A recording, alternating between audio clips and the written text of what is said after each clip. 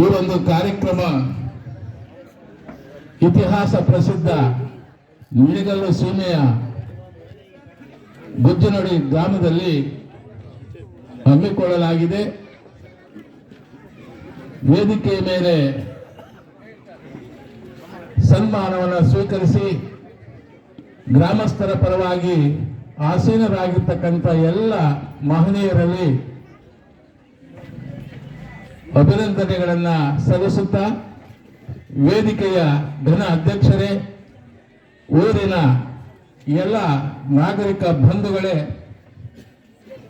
ಇಂದು ಗುಜ್ಜನೂರು ಗ್ರಾಮದಲ್ಲಿ ಸುವರ್ಣಾಕ್ಷರಗಳಲ್ಲಿ ಬರೆಯತಕ್ಕಂಥ ಮರೆಯಲಾಗದ ಒಂದು ಸುಸಂದರ್ಭ.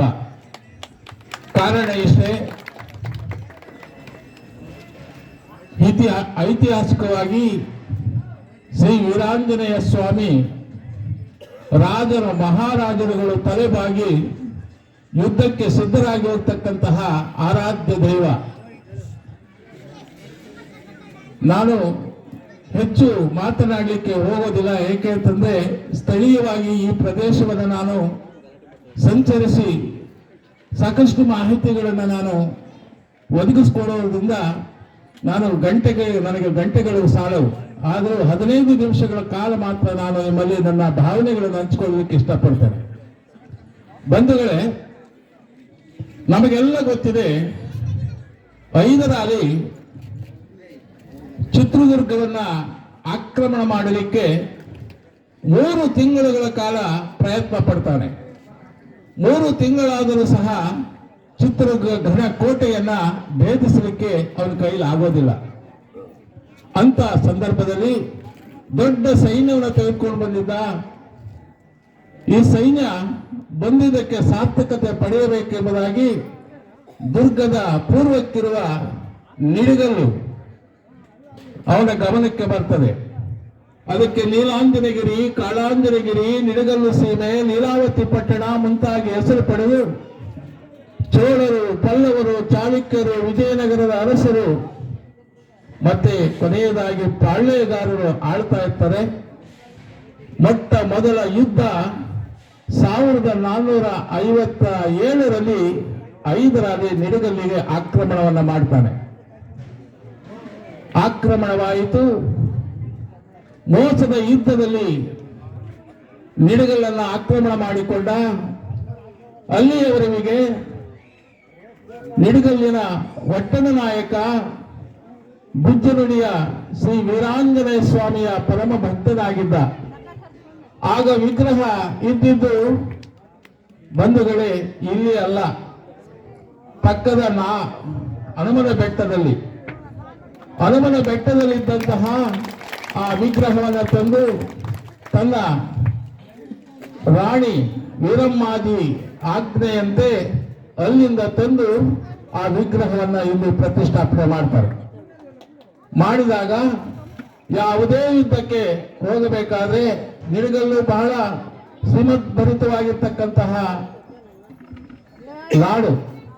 ಕುಂದರಿಪೆಯ ಮಹಾರಾಜರು, ರಾಯದುರ್ಗದ ಪಾಳ್ಯಗಾರರು, ಜೊತೆಗೆ ಹೈದರಾಲಿ ಮತ್ತು ಅವನ ಮಗ ಟಿಪ್ಪು ಸುಲ್ತಾನ್ ಆಕ್ರಮಣ ಮಾಡಿದಾಗ ಬಂಧುಗಳೇ, ಬಲಕ್ಕೆ ಸಂಕೇತವಾಗಿ ಈ ಹನುಮನನ್ನ, ಶಕ್ತಿಗೆ ಸಂಕೇತವಾಗಿ ನಿಡಗಲ್ಲಿನ ಮಾರಮ್ಮನನ್ನ, ಪೌರುಷಕ್ಕೆ ಸಂಕೇತವಾಗಿ ನಿಡಗಲ್ಲಿನ ವೀರಭದ್ರನನ್ನ ಆರಾಧಿಸುತ್ತಾ ತನ್ನ ಯುದ್ಧದಲ್ಲಿ ಜಯ ಗಳಿಸ್ತಾ ಇರ್ತಾರೆ.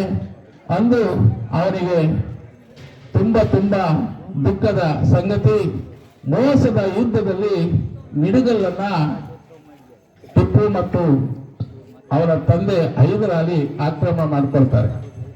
ಬಂಧುಗಳೇ, ನಿಮಗೆ ಗೊತ್ತಿದೆ, ನಿಡಗಲ್ಲು ತುಮಕೂರು ಜಿಲ್ಲೆಯ 2ನೇ ಹಂಪಿ.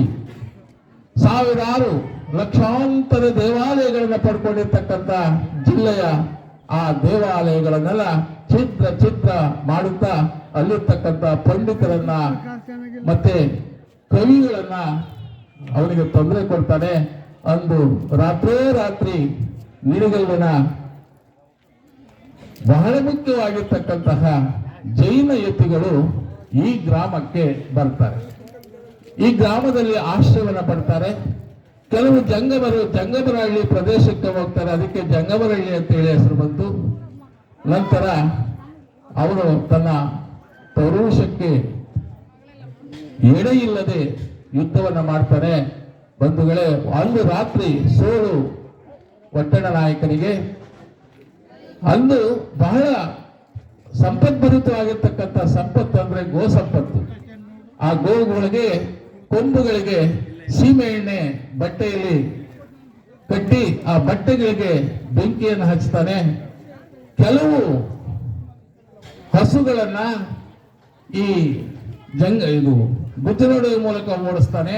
ಇನ್ನು ಕೆಲವು ಹಸುಗಳನ್ನ ಅವನು ಆ ಕಡೆ ಪರಶುರಾಮಪುರದ ಕಡೆ ಹೊಡಿತಾನೆ. ಕಾವು ಕಾಯ್ತಾ ಇದ್ದಂತಹ ನಿಡಗಲ್ಲಿನ ಸೈನಿಕರು ರಾತ್ರಿ 1 ಗಂಟೆಯ ಸಮಯದಲ್ಲಿ ಎಲ್ಲ ಸೈನಿಕರು ಓಡಿ ಹೋದ್ರು ಅಂತೇಳಿ ಅವರು ಮಲಗ್ತಾರೆ. ಮೋಸದ ಯುದ್ಧದಲ್ಲಿ ಹೈದರಾಲಿ ನಿಡಗಲ್ಲನ್ನು ಆಕ್ರಮಣ ಮಾಡ್ಕೊಳ್ತಾರೆ. ಆಕ್ರಮಣ ಮಾಡಿಕೊಂಡ ತಕ್ಷಣ ನಿಮಗೆ ಗೊತ್ತಿರಬೇಕು, ಗುದ್ದಲುಡಿಯ ಕೆಲವು ಪ್ರದೇಶಗಳಲ್ಲಿ ಇವತ್ತು ಸತ್ತ ಹೆಣಗಳ ಎಲುಬುಗಳು ಸಿಗ್ತವೆ.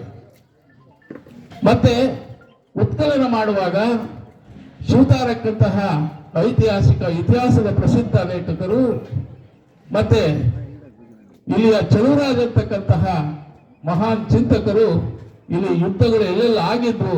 ಇಲ್ಲಿ ನೀವು ವೀರಗಲ್ಲುಗಳನ್ನು ನೋಡ್ತೀರಿ, ಮಾಸತಿಗಳನ್ನು ನೋಡ್ತೀರಿ, ಶಾಸನಗಳ 4 ಶಾಸನಗಳು ಗುಜ್ಜನಹಳ್ಳಿ ಗ್ರಾಮದಲ್ಲಿವೆ.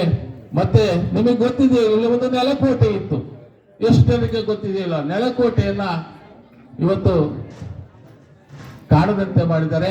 ಹೀಗೆ ಜಂಗಮರು ಮತ್ತು ಯತಿಗಳು ಇಲ್ಲಿಗೆ ಬಂದು, ನಾನು ಇನ್ನೊಂದು ಮಾತು ನಿಮ್ಗೆ ಹೇಳ್ತೇನೆ. ಇಲ್ಲಿ ಅನೇಕ ಜನಪದ ಕಥೆಗಳು ಒಂದು ಮಾತು ಹೇಳ್ತದೆ, ಗುಜ್ಜನೋಡು ಅಂತಕ್ಕಂಥ ಹೆಸರು ಹೇಗೆ ಬಂತು? ಇದು ಬಹಳ ಮುಖ್ಯವಾಗಿರ್ತಕ್ಕಂಥ ಪ್ರಶ್ನೆ. ಇಲ್ಲಿ ಒಳಕಲ್ಲು ಒಕ್ಕಲಿಗರು ಈ ಗ್ರಾಮದಲ್ಲೇ ಜಾಸ್ತಿ ಅಲ್ವಾ? ಮುಖ್ಯವಾಗಿ ಅವ್ರು ಯಾಕೆ ಇಲ್ಲೇ ಹೆಚ್ಚಿದ್ದಾರೆ ಅಂತಂದ್ರೆ, ಇವರು ಕದರಿ ನರಸಿಂಹಸ್ವಾಮಿ ಹೋಗಿ ಅಲ್ಲಿ ಒಂದು ನಂದಾದೀಪ ಸ್ತಂಭವನ್ನ ಎತ್ತಿನ ಗಾಡಿಯ ಮೇಲೆ ಈ ಒಳಕಲ್ಲು ವಂಶಸ್ಥರು ತರ್ತಾರೆ. ತರುವಾಗ ಬಹಳ ಭಾರವಾಗಿರ್ತಕ್ಕಂಥ ಕಂಬ ಅದು. ನಿಮಗೆ ಇಲ್ಲಿದಿರ್ಬೇಕು, ಕದರಿ ಕಂಬ ಅಂತಲೇನೋ ಕರೀತಾರೆ. ನನಗಿಂತ ನಿಮಗೆ ಚೆನ್ನಾಗಿ ಗೊತ್ತು, ಯಾಕೆಂದ್ರೆ ನಾನು ಬೇರೆ ಊರಿನವರು. ಆ ಕದರಿ ಕಂಬದಂತ ಬಂದಾಗ 7 ವರ್ಜಿಗಳನ್ನ ಕಟ್ಕೊಂಡು ಗಾಡಿನಲ್ಲಿ ಬರ್ತಾ ಇರ್ತಾರೆ. ಭೂಮಿಗೆ ಗಾಡಿಯ ಚಕ್ರ ಸಿಗಾಕೊಳ್ತದೆ. ಹೋಗ್ತಾ ನೂಗ್ತಾ ಗುಜ್ಜುಗಳವರೆಗೂ ಅದು ಮುಳುಗೋಗ್ತದೆ. ಗುಜ್ಜುಗಳವರೆಗೂ, ನಡುಗುಜ್ಜುವರೆಗೂ ಹೋದಾಗ ಇದು ಅಲ್ಲೇ ನಿಂತು ಹೋಗ್ತದೆ. ಆ ಕಂಬ ಅಲ್ಲೇ ಇದೆ. ಅಂದಿನಿಂದ ಈ ಊರಿಗೆ ಗುಜ್ಜು ನಡುವರೆಗೂ ಹೋಗಿದ್ರಿಂದ ಈ ಊರಿಗೆ ಗುಜ್ಜು ನಡು ಅಂತ ಹೆಸರು ಬಂತು. ನನಗೆ ಅನೇಕ ಜನ ಹೇಳ್ತಾ ಇದ್ರು, ಇಲ್ಲಿ ಅನೇಕ ಜಾನಪದ ಕಥೆಗಳಿವೆ. ಇಲ್ಲಿ ಎಷ್ಟು ಪವಿತ್ರವಾಗಿರ್ತಕ್ಕಂಥ, ಯಾಕೆಂದ್ರೆ ಇಲ್ಲಿ ನಮ್ಮೂರಲ್ಲಿ ಏನಿಲ್ಲ ಬಿಡಿಸಾರ, ಏನಿಲ್ಲ ಬಿಡಿಸಾರ. ಕರ್ನಲ್ ಮೆಕ್ಕಂಜಿ ಇಲ್ಲಿಗೆ ಬರ್ತಾನೆ, ಬ್ರಿಟಿಷ್ ಅಧಿಕಾರಿ. ಇಲ್ಲಿ ಬ್ರಿಟಿಷರ ಕಾಲದಲ್ಲಿ ತರಫುಗಳು ಅಂತ ಮಾಡ್ತಾ ಇದ್ರು. ತರಫು ಅಂದ್ರೆ ಆಡಳಿತಕ್ಕೋಸ್ಕರವಾಗಿ ಆಡಳಿತ ವಿಭಜೀಕರಿಸಿ ತರಫುಗಳು ಮಾಡಿದಾಗ ಇಲ್ಲಿ ಶಾನುಭೋಗರು, ಗೌಡರು, ಗೊಂಚಗಾರರು ಈ ತರ ಎಲ್ಲರನ್ನ ನೇಮಿಸಿ ಅವ್ರಿಗೆ ಕೆಲಸ ಏನಪ್ಪಾ ಅಂದ್ರೆ, ಈಗ ನಾವೇನು ತಹಸೀಲ್ದಾರ್ ಅಂತ ಕರಿತೀವಿ, ಆವಾಗ ಶಾನುಭೋಗರಿಗೆ ಅಷ್ಟು ಅಧಿಕಾರ. ಇಲ್ಲಿರ್ತಕ್ಕಂಥ ಕಪ್ಪಳಿಗಳು, ಇಲ್ಲಿರ್ತಕ್ಕಂಥ ಜಾತಿಗಳು, ಇಲ್ಲಿರ್ತಕ್ಕಂಥ ದನಕರುಗಳು ಎಲ್ಲ ಲೆಕ್ಕ ಕೊಟ್ಟು ಆ ಬ್ರಿಟಿಷ್ ಅಧಿಕಾರಿಗಳು ಬಂದಾಗ ಅವರಿಗೆ ಲೆಕ್ಕವನ್ನು ಒಪ್ಪಿಸ್ಬೇಕು. ಆ ಸಂದರ್ಭದಲ್ಲಿ ವೀರಾಂಜನೇಯ ಸ್ವಾಮಿಯ ವೈಭವ ಇಲ್ಲಿಯ ಜನ ಹೇಳಿದಾಗ ನಾನು ನೋಡಲೇಬೇಕು ಅಂತೇಳಿ ಒಬ್ಬ ಕ್ರಿಶ್ಚಿಯನ್ ಕಮ್ಯುನಿಟಿಯ ಐರೋಪ್ಯ ದೇಶದ ಕರ್ನಲ್ ಮೆಕೆಂಜಿ ಇಲ್ಲಿಗೆ ಬಂದ ಆ ಪುಟ್ಟ ವಿಗ್ರಹವನ್ನ ನೋಡಲಿಕ್ಕೆ. ಆಗ ಅಲ್ಲಿಯ ಎಲ್ಲ ಶಾನುಭೋಗರಿಗೆ ಮಾಡ್ತಕ್ಕಂಥ ಗೌಡರು, ಗೊಂಚಗಾರರು ಮತ್ತೆ ಅದೆಲ್ಲರನ್ನ ಕರೆಸಿ ಇಲ್ಲಿ ಇತಿಹಾಸವನ್ನ ಕ್ರೋಢೀಕರಿಸಿ, ಎಷ್ಟು ನನಗೆ ಈ ಮಾತಾಡ್ಲಿಕ್ಕೆ ರೋಮಾಂಚನವಾಗ್ತದೆ ಅಂತಂದ್ರೆ, ನಿಮ್ಮ ಹಳ್ಳಿಯ ಇತಿಹಾಸವನ್ನ ಇಂಗ್ಲೆಂಡಿನ ಓರಿಯೆಂಟಲ್ ಲೈಬ್ರರಿಯಲ್ಲಿ ಕರ್ನಲ್ ಮೆಕೆಂಜಿ ದಾಖಲೆ ಮಾಡಿದ್ದಾರೆ. ಮತ್ತೆ ಹೆಚ್ಚು ನಾನು ಮಾತಾಡ್ಲಿಕ್ಕೆ ಹೋಗೋದಿಲ್ಲ. ಇವರು ನಾನು ಸಂದರ್ಭ ಬಂದಾಗ ಹೆಚ್ಚು ಮಾತಾಡಿದ್ದೇನೆ ಇಲ್ಲಿ ಅಂತ ಮಾತನ್ನು ಹೇಳ್ತಾ, ಬಹಳ ಮುಖ್ಯವಾಗಿ ನಾನು ನಿಮ್ಮಲ್ಲಿ ಕೇಳ್ಕೊಳ್ಳೋದಿಷ್ಟೇ, ಇಲ್ಲಿ ಇಡೀ ಕರ್ನಾಟಕಕ್ಕೆ ಅಷ್ಟಲ್ಲ, ಇಡೀ ಭಾರತ ದೇಶಕ್ಕೆ ಏಷ್ಯಾ ಖಂಡದಲ್ಲಿಯೇ ಎರಡನೆಯ ಸೌರಶಕ್ತಿಯನ್ನು ತಂದಂತ ಮಹಾನ್ ಜನಕ ಈ ಊರಿನವರು.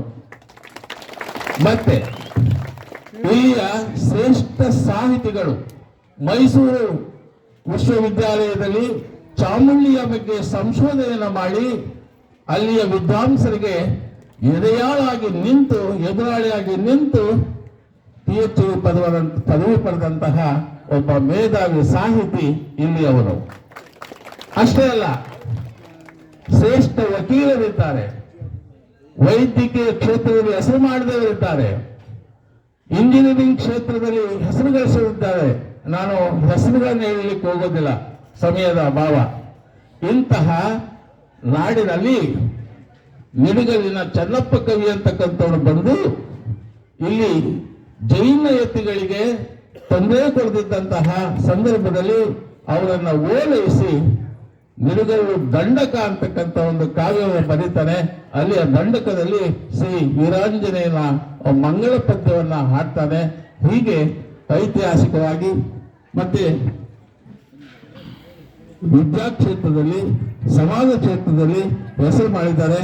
ಅಂತಹ ಒಬ್ಬ ಮೇಧಾವಿಗಳು ಇಲ್ಲಿದ್ದಾರೆ ಅಂತಕ್ಕಂಥ ಮಾತನ್ನ ಹೇಳ್ತಾ, ಪುರಾತನವಾಗಿರ್ತಕ್ಕಂಥ ಈ ದೇವಾಲಯಕ್ಕೆ ಸಾವಿರಾರು ಕೈಗಳು ಇಲ್ಲಿ ಜೋಡಿಸಿದ್ದಾರೆ. ಇಲ್ಲಿಯ ಗಣ್ಯರಿಗೆ ಅವರಿಗೆ ಸಹಕಾರ ಇದೆ. ಮತ್ತೆ ವೇದಿಕೆಯಲ್ಲಿರ್ತಕ್ಕಂಥ ಎಲ್ಲ ಅತಿಥಿಗಳು ಅವರಿಗೆ ಪರೋಕ್ಷವಾಗಿ ಪ್ರತ್ಯಕ್ಷವಾಗಿ ಬೆನ್ನೆಲುಬಾಗಿ ನಿಂತು ಈ ಪವಿತ್ರ ದೇವಾಲಯಕ್ಕೆ ಇವತ್ತು ಶಂಕುಸ್ಥಾಪನೆಯನ್ನ ಮಾಡಿದ್ದಾರೆ. ಕೊನೆಯದಾಗಿ ನನ್ನ ಕಳಕಳಿ ಇಷ್ಟೇ, ಇಲ್ಲಿ ಹೇಗೆ ವಿದ್ಯಾವಂತರಿದ್ದಾರೋ ಅವರ ಸರಿಮಟ್ಟಕ್ಕೆ ಹೋಗಬೇಕಾದ್ರೆ ನೀವು ತಾಯಂದಿರು ಏನು ಮಾಡ್ತಿರೋ ಗೊತ್ತಿಲ್ಲ, ಮಕ್ಕಳನ್ನ ಆದಷ್ಟು ಶಾಲೆಗಳಿಗೆ ಕಳಿಸಿ ವಿದ್ಯಾವಂತರನ್ನಾಗಿ ಮಾಡಿ, ಅದಕ್ಕಿಂತ ಹೆಚ್ಚಾಗಿ ಆ ಮಕ್ಕಳಿಗೆ ಸಂಸ್ಕಾರವನ್ನ ಕೊಡಿ. ಇವತ್ತು ಮಾರ್ಕ್ಸ್ ಕಾರ್ಡ್ ಅನ್ನು ನೋಡಿ ನನ್ನ ಮಗ A+, B+, AA+ ಮಾಡ್ತಾರೆ, ಆದರೆ ಸಂಸ್ಕಾರದಲ್ಲಿ ಕೆಳಗಿದ್ದಾರೆ. ಅವರಿಗೆ ಸಂಸ್ಕಾರ ಕೊಡಿ ಅನ್ನೋ ಮಾತನ್ನ ಹೇಳ್ತಾ, ನನ್ನನ್ನು ಕರೆಸಿ ಈ ಪ್ರಾಸ್ತಾವಿಕ ನುಡಿಗಳನ್ನ ಆಡಲಿಕ್ಕೆ ಅನುವು ಮಾಡಿಕೊಟ್ಟಂತಹ ಊರಿನ ಎಲ್ಲ ಸರ್ವ ಬಂಧುಗಳಿಗೂ ಅಭಿನಂದನೆಗಳನ್ನ ಸಲ್ಲಿಸಿ ನನ್ನ ಮಾತನ್ನ ಮುಗಿಸ್ತೇನೆ. ಎಲ್ಲರಿಗೂ ವಂದನೆಗಳು.